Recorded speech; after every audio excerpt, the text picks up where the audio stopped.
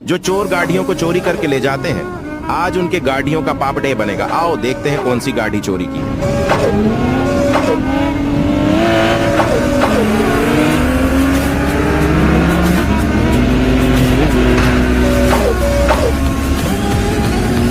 लगता है यही गाड़ी चोरी की है, लेकिन उसे देखने से पहले बेटा, मुझे देखकर इग्नोर मत करना। इस बार जो भी एग्जाम में पास होना चाहता है मैं पास कर दूंगी, मगर मेरा भी एक काम करना होगा। तुम्हें इस वीडियो को एक लाइक और चैनल को सब्सक्राइब करना होगा और 5 सच्चे मित्र को शेयर करना होगा। और मेरे बेटे जाते जाते कमेंट में सरस्वती मान लिख दे। और इसका तो पाप डे बन